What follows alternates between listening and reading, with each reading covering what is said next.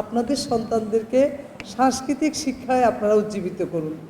তো যে জিনিসটা বলতে চাই যে নৃত্য হচ্ছে একটা অসম্ভব সুন্দর একটা শৈল্পিক বিষয়, শুধু না, এটা একটা গুছানো জিনিস। একজন নৃত্যশিল্পী সে কিন্তু নাচার সাথে সাথে সে তাল, লয়, সুর সবার সাথে মেলে, এবং শিল্পীরা স্পন্টেনিয়াস তাদের জায়গাগুলো চেঞ্জ করে।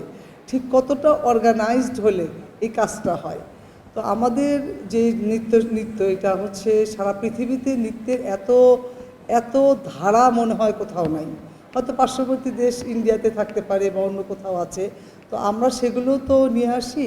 তো আমাদের নৃত্যের এত ধারার মধ্যে আমি এখানে যারা অভিভাবক আছেন এবং ভবিষ্যতে যারা অভিভাবক হবেন তাদের সবার কাছে যে রিকোয়েস্টটা করব, আপনাদের সন্তানদেরকে সাংস্কৃতিক শিক্ষায় আপনারা উজ্জীবিত করুন। কুইট ভর্তি বই আর ব্যাগের বোঝা থেকে কমিয়ে তাদেরকে সংস্কৃতির দিকে পাঠান। অন্তত একটা যেন যন্ত্র, অন্য একটা পারফর্মিং আর্টস যেন তারা শেখে। শুধুমাত্র বইয়ের ভারে তাদের যেন আমরা জর্জরিত না করি। আমাদের শিশুকালটা যেরকম মজার ছিল, হয় আমরা কবিতা আবৃত্তি করতাম, অথবা আমরা নাচ করতাম, অথবা আমরা গান শিখতাম 2 লাইন 4 লাইন, কেউ সেই দিকে আমার শিশুদের আপনারা একটু ফিরিয়ে আনবেন।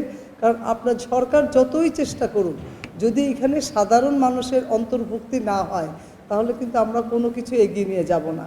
তো আজকে এখানে যারা আছেন এবং যারা আরও বাইরে আছেন, আমি মনে করি সবাই সাংস্কৃতিক মনা। আমরা আমাদের পাশাপাশি এখানে যারা আছেন, আমাদের যারা এখানে উপস্থিত নাই, আমাদের সোসাইটির লোকজন, তাদের কাছেও আপনার সরকার এই বার্তাটা পৌঁছিয়ে দেন।